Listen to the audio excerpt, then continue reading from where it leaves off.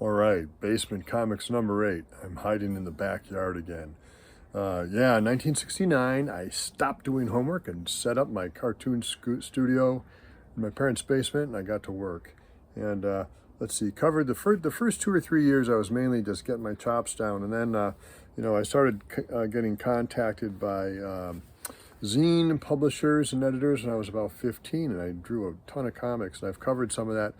I should mention this other, I think his name was Mike Smith or Michael Smith. He was from New York, and he had some zine. I can't even remember the name, but he would cassette tape, he would dictate his scripts of his group of superheroes on cassette tape and sent it to me. And I drew a couple issues for him, and he published them, and they came out pretty good. And by then, the printing was, I guess, whatever, offset printing, or I think. But so I could ink with a brush and everything. And I discovered Will Eisner because of Steranko's History of Comic Volume 2 had a great section on Eisner, and then Warren Magazine started publishing reprints of The Spirit.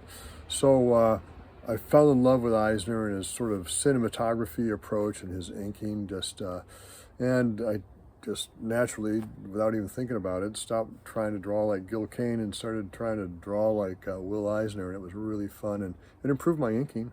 Anyway, so I drew for this guy, Mike Smith. It was notable because the superhero group had like 5 heroes, and one guy was just like, he didn't have a mask. He was just like a brain. He didn't have a head. He was just like this exposed brain with eyeballs. It was almost like my bug house kind of like look. But anyway, through high school, I did, I don't know, 200-300 pages of zine stuff that was published.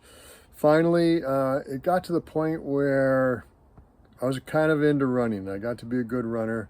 I was always shitty at the ball sports. I never could make the team, although I loved playing baseball and basketball. So when I figured out I could just easily outrun everyone in the distances, I just went for it. And I just became a miler, and my interest in reading and drawing comics kind of fell away for a couple of years.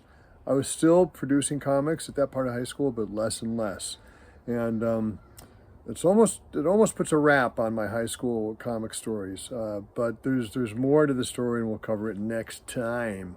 Yeah, I managed to be the second best miler in a dual county area or something like that. It was fun. All right, bye.